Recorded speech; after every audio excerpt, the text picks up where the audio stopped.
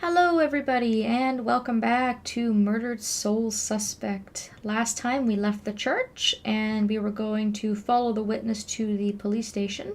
She was going to try and pick up a book that her mother left for her there. We're still on the killer's trail and we're following the witness who is looking for her mother, so that is the next logical place for us to look. And again, the police department is not terribly far away from the church, and there are lots of collectibles that I could pick up on my way, but again, I'm going to save most of the town collecting for its own kind of video, just to avoid confusion. And of course now we're coming back the way that we came. I think I actually stopped the video last time right here. We had gotten quite close to the police department, but when I reloaded my save, it brought me all the way back to the church checkpoint.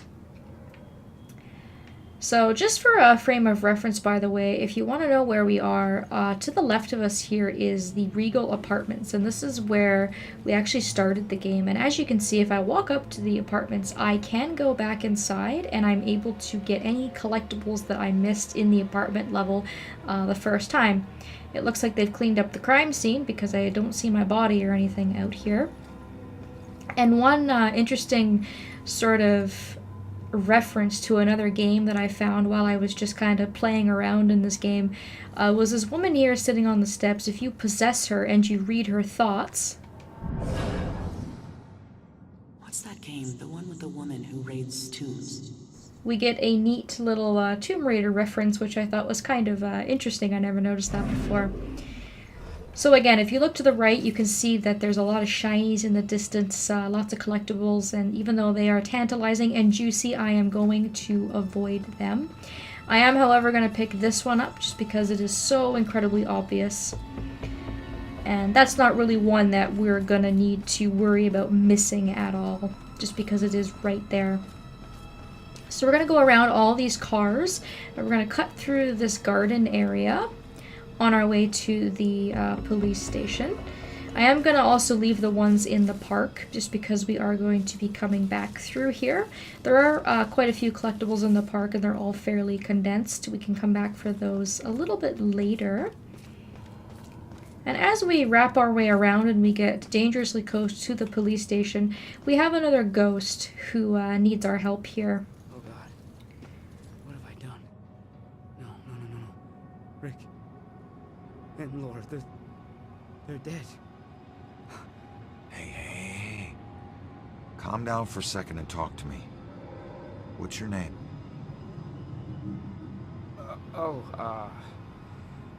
Brad. Good. Now, tell me what happened.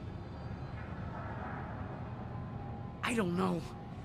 We were out in the town blowing off some steam. One drink turned into three, and three turned into... who knows how many. The details are hazy. I must have been driving Rick and Laura home when... Oh, God. I killed them. I'll never forgive myself for doing this.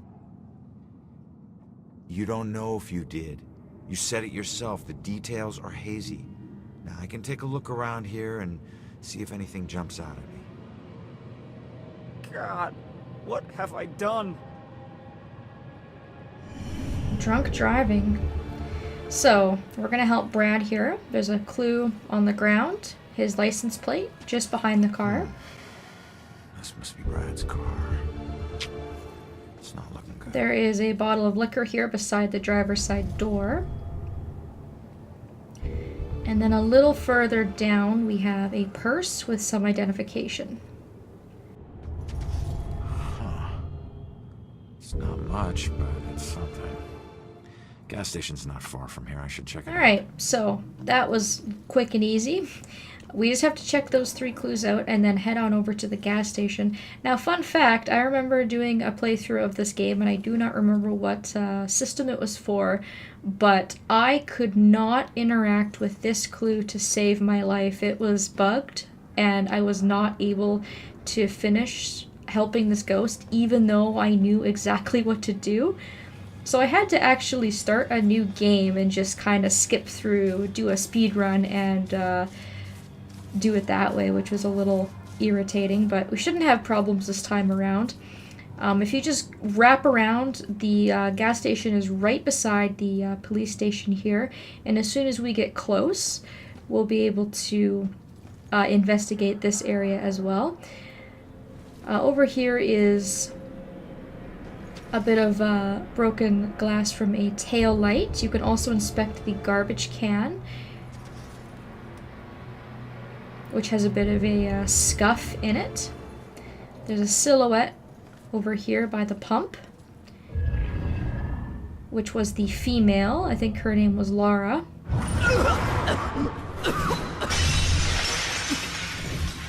I didn't know you were such a lightweight.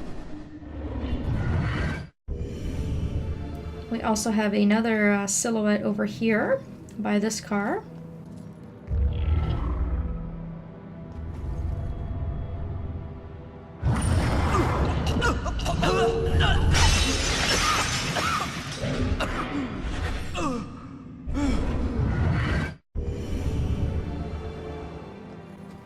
So those were his two friends. And this over here looks to be Brad. Yeah, cab. I mean cab. What? Oh, gas station. Yeah, the SOC. Okay, great. So it looks like he was trying to do the responsible thing and call for a cab, which didn't seem to work out. So once you have all your clues, you can go into your deduction screen and you can piece together the 3 clues of the 3 people. So we can put Rick, Laura, and Brad up as our clues.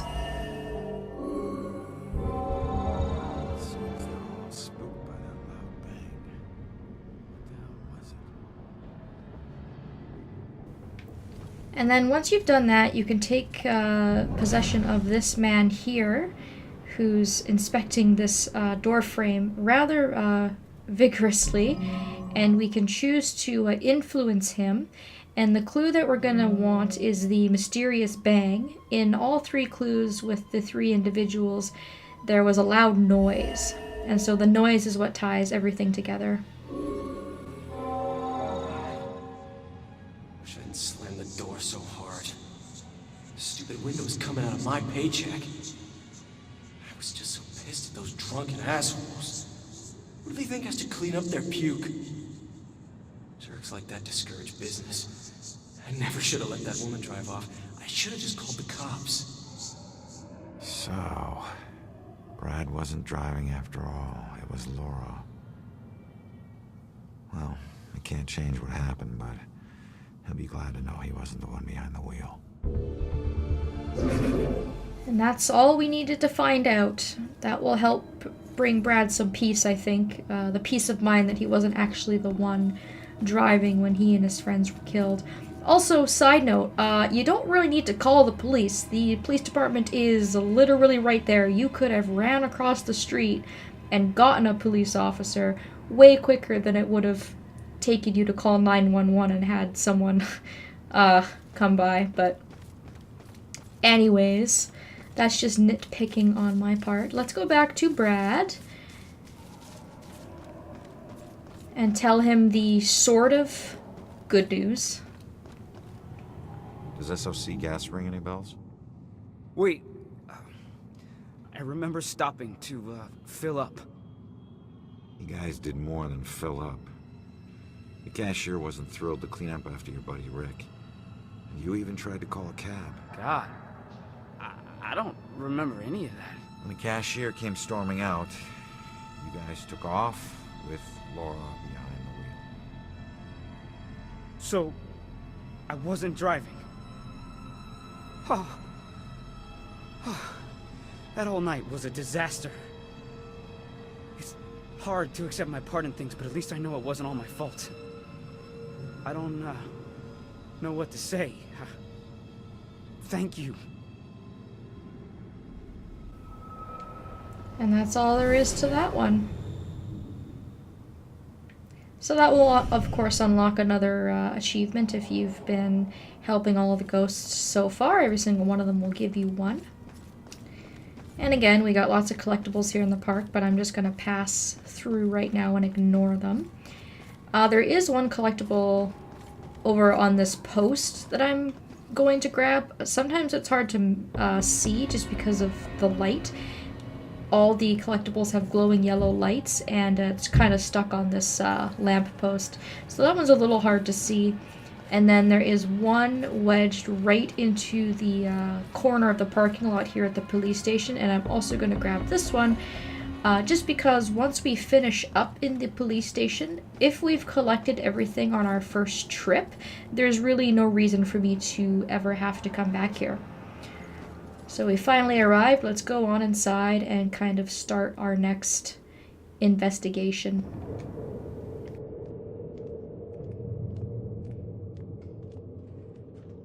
Strange coming back here now, like this.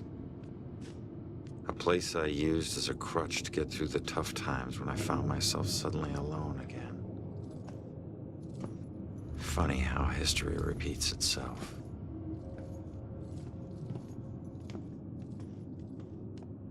Tonight?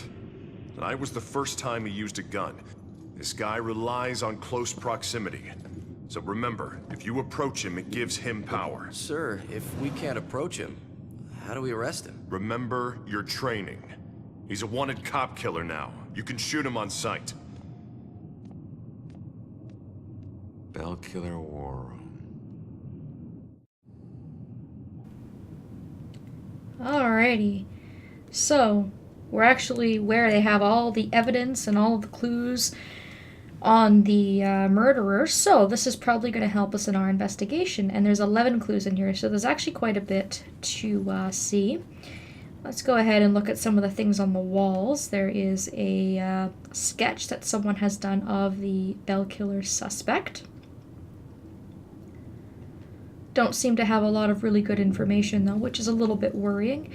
On this desk here, you can look at this missing person poster of Joy and Cassandra Foster. So that's our witness and her mother. If you investigate the fan and use your poltergeist ability on it, you can then use the fan to blow the papers off of this, which is a autopsy report from one of the Bellkiller victims who was killed with ligature strangulation.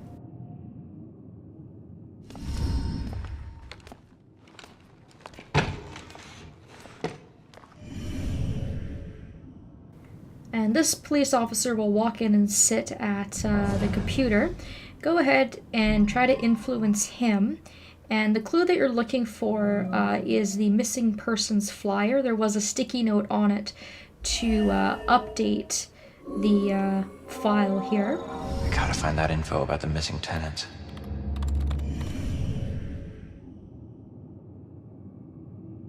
And then once he has the file up on screen, we can peek at it.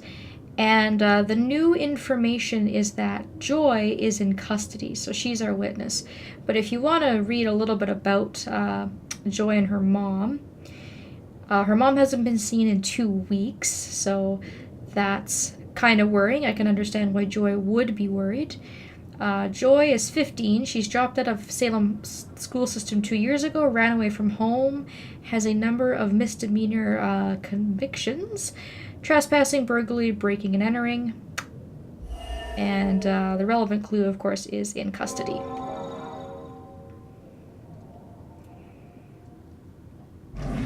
So that definitely helps us with our investigation because we know that we'll be able to find her here and she can't run away from us. On the wall, once again, a little bit further down from the other clue, is a wall that they have about the victims, trying to link them all together. On the back wall, we have a map of the locations of all of the murders. On the desk here, we have a bunch of photos to look at with the killer's symbol on it. No, sir. I I'd be very interested to know that myself. On the other side of the table is another book with more information. And then finally, we Captain? can possess Rex here, and we can I'm sorry, eavesdrop what? in on his phone conversation. No. No suspects at this point, sir. This boils down to sloppy leadership, Lieutenant. Whoever made the call for Ronan to go in alone, it's on you. We lose one of our own tonight, and you have no suspects and no leads? Look, Captain, he wore gloves and apparently didn't touch anything in the apartment other than the knob on the front door. He didn't leave prints, fibers, or anything else traceable. And if you think I don't want this guy to pay more than you, you are sadly mistaken. Watch your tone, Rex. Everyone knows he was your brother-in-law, so you don't need to remind us.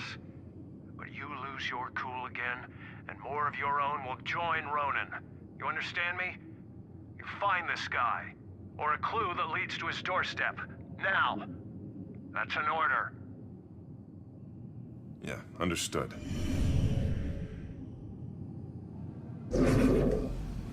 So that gives us a great number of clues to work with, and I do believe that's all the clues. Despite the fact that we are missing one, I think that the last clue comes from piecing everything together. But if you're not sure, you can always have a look around and see if there's anything else to sort of investigate. But I think we've pretty much got everything at this point. I think I've learned all I can here. I better go find that witness.